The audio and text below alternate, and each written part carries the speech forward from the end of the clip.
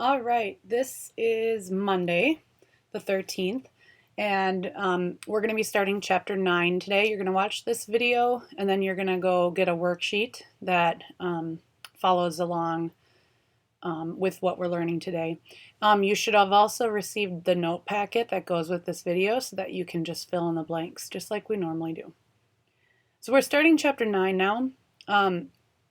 We've already learned confidence intervals. That's when we want to just estimate a population mean or proportion. So we're going to give a range. We're going to say we're pretty sure it's between here and here. We're not getting the actual value. We're not claiming that this is for sure the value. We're just saying it's between these two values. Well, what we're going to be doing in chapter 9 are what are called significance tests. And that's where we're going to have some sort of claim, and then we're going to see if there's evidence against that claim. So we're going to be comparing some observed data with a claim, otherwise known as a hypothesis, and we're going to be testing the truth. And the way we test it, it's based on probabilities. The claim is going to be about some sort of population, proportion, or mean. And we're going to calculate a probability. And basically, it's going to tell us how well the data that we got matches the claim. So that's called a significance test. So the main idea to remember is we're going to be looking for evidence against a claim. Okay? We're never going to be trying to prove the claim true. We're going to always be trying to prove the claim false. Okay? And either we're going to have enough evidence to prove it false, or we're not going to have enough evidence. So here's how the general structure for a significance test works. We're going to assume the claim is true. We're going to say, all right, let's just say what you're saying is true. Then we're going to calculate a probability. And the probability will be the probability of getting, what are the chances of getting what we get in our sample if what you're saying is true. So the idea would be, if that probability is so low, then your claim must not have been true. So we're going to give you the benefit of the doubt. We're going to say, okay, all right, we'll go with what you're saying. We'll assume what you're saying is true. We're going to calculate the probability of what our sample gives us. We're going to calculate the probability of that happening. And if that probability is really, really low, that must mean that your claim was not true. That would be good evidence that your claim is not true. So this is kind of just going to get us warmed up for this idea. So Bobby Bricklayer claims that he makes 80% of his free throws when he plays basketball. But I've seen Bobby triple sitting down, so I'm pretty sure the 80% is not true. So I'm going to test his claim. So I'm going to make Bobby throw 25 free throws. What if he only makes 10 of them? Okay, so I said, okay, Bobby, go out there, throw 25 free throws. He only makes 10 of them. What is that proportion? What is that sample proportion, the p-hat? So you would do 10 divided by 25, and you would get 0.40, 40%. Well, that seems way off of his claim, doesn't it? So it seems like with this sample, it seems like we have some evidence that he doesn't actually shoot 80% of his free throws. Okay. Now, what if we had him, again, throw 25 free throws, but he made 19 of them? I'm going to scoot that over. So let's say he made 19 of the 25 free throws, what would that p hat be? So 19 divided by 25, you get 0.76. Well, that's still lower than what he claimed. He claimed 80%, so it's still lower. So I think we could kind of still say, I don't think you're telling the truth. But I feel like we would have a little less evidence because 76% is pretty close to 80%. 40 was way off. Like if he only made 40% of his free throws, we'd be like, no, you're lying. 76% of them, there's still some evidence that he might be lying, but it's not as convincing. So here's what could happen. Like, what if Bobby is just having a bad day? What if he's really telling the truth, but he just had some bad luck and he only made 10 out of 25? Maybe he's sick. Maybe he's injured. Maybe he just had bad luck. Whatever. So, maybe his claim is correct, but by bad luck, he happened to make less than his overall shooting percentage. And he had an unlikely outcome. Or his actual free throw percentage is less than 80%, and the sample result that we got is not unlikely. Maybe it really is true. So we need to look at the probability of him making 10 or less out of 25. Is it so unlikely that it's not just bad luck? That's kind of the idea behind significance tests. The probability that we get, is it more unlikely than it would just happen by chance, sort of thing. And sometimes people compare this to the court system, innocent versus guilty. So when you're in court, they either find enough evidence and then they conclude that you're guilty, or they don't have enough evidence and their conclusion is not guilty. They never, ever, ever conclude innocent. Oops.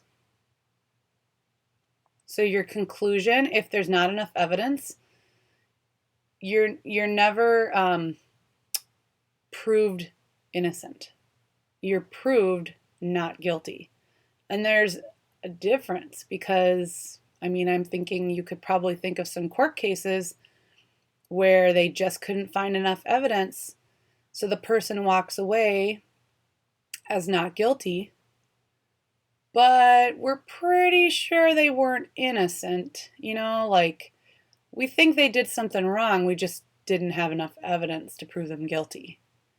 So we never prove innocence, and innocence is not the same thing as not guilty.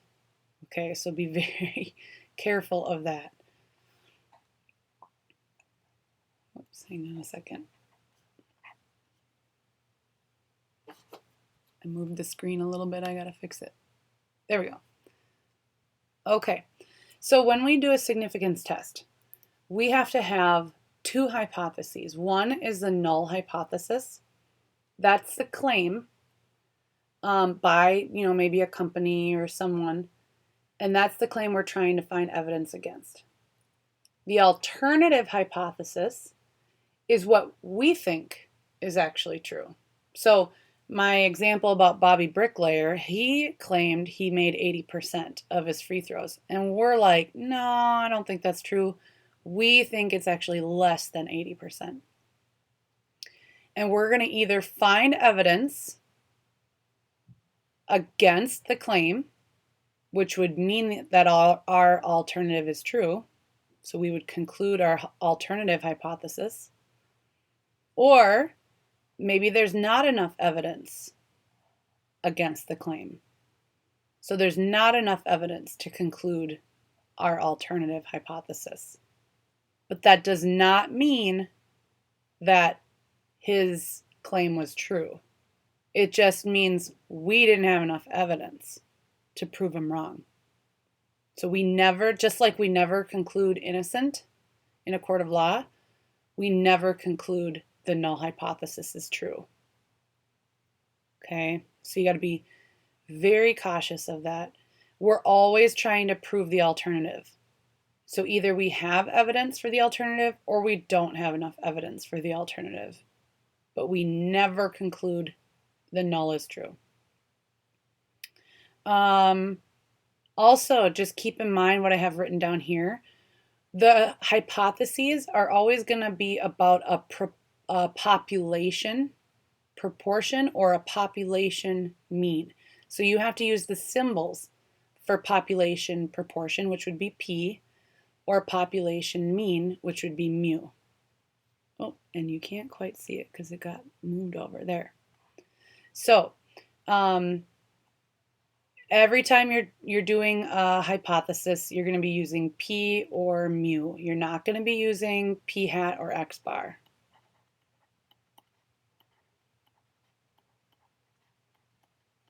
Okay, so be very careful of that. All right, so now since this is all based on probabilities, it's all going to kind of come down to z-scores and t-scores. Okay, if our alternative hypothesis is a greater than, so we think that something is more than what they claimed. So either the proportion is more than what they claimed or the mean is higher than what they claimed. If we think our alternative is a greater than symbol, well, that would be shading to the right. And that would be considered a one-sided or a one-tailed test. So here's an example. Like this would be if we thought Bobby made more than 80% of his free throws. Maybe he's an awesome professional athlete somehow, and he claims 80 and we're like, oh no, you're way better than that. You're going to make more than 80%. So that would be if we believed he was better than he claims. Then our alternative would be a greater than symbol and we would be shading to the right. Our alternative could also be a less than symbol. So we could believe he's worse than he claims. That's what our example was. He claimed 80%. We thought, no, there's no way you're going to make 80%. So our alternative was a less than symbol. Then you'd be shading to the left. And then there's a possibility that our alternative hypothesis is a not equal to symbol. That would be considered a two-sided or a two-tailed test. So Bobby claims 80%, that's the null. Our alternative is, no, we don't think it's 80%. But see, we're not specifying whether we think he's better or worse. We're just pretty sure that he's wrong. So it could be better or it could be worse, but it's definitely not 80%. That would be a two-tailed test. So you would be finding probabilities to the left and to the right. So that would be testing, we're looking for a difference from what he claims. We just don't know which direction. It could be one or the other. So he claims 80%. We're like, no, we think you're wrong, but we don't know if it's better or worse. That's a two-tailed test. Okay, so this is all based on probabilities. We need to have what's called a p-value, and the p-value is what is going to help us make our decision. The p-value is the probability of getting our sample result that is as extreme or more extreme than just by chance. Try to read through that red statement or copy it down. You could pause the video if you need to. But the p-value is the probability of getting what we got in our sample or something even crazier.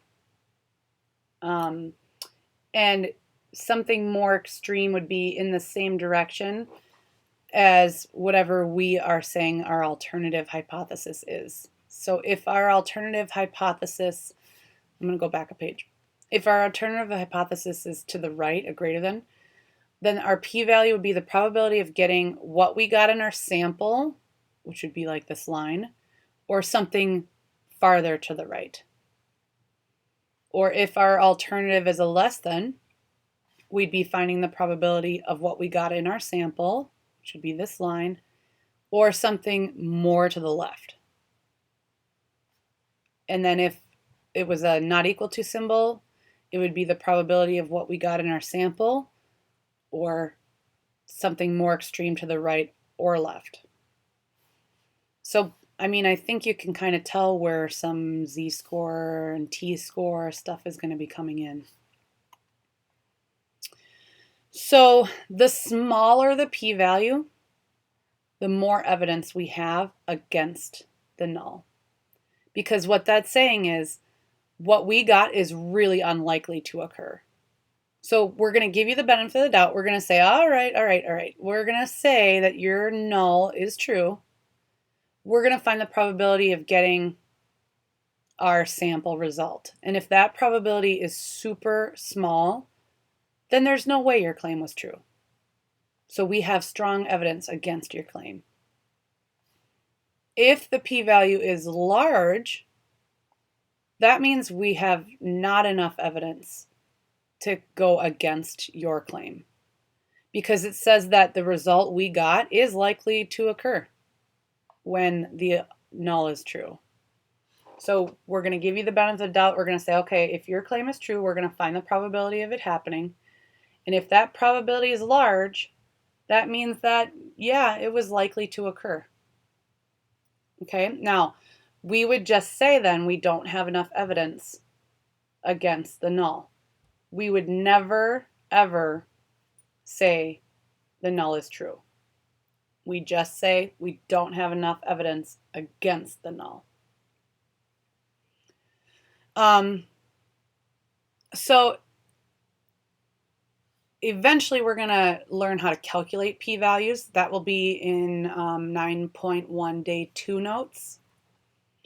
That's how to calculate p-values. And actually, I think the very first slide of the 9.2 day 1 notes is how to interpret p-values. So this is how you interpret a p-value. And in the very first video of the 9.1 day 2 notes, I go through how to interpret these.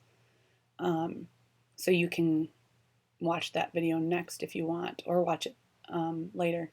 But here's how you interpret a p-value. So you say, okay, if your null is true, and you would put that in context, if your null is true, then the probability of getting a sample proportion, or the probability of getting a sample mean, depending on what the problem is, of whatever number they give you, or higher or lower depending on your alternative hypothesis, the probability of getting what we got in our sample or something more extreme, higher or lower, is the p-value.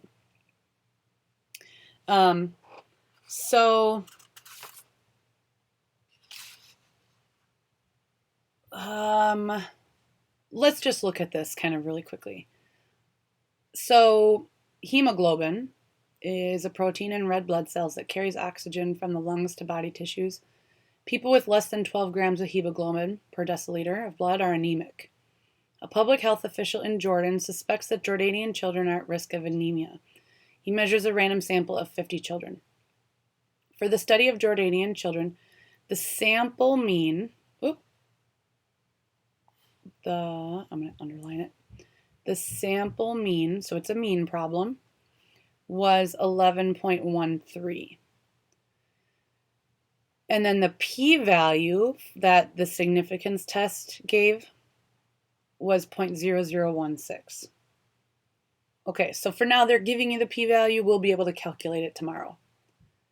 But let's kind of look at what the claim is. So the claim, the null hypothesis, is up here. that 12 grams or less of hemoglobin is anemic.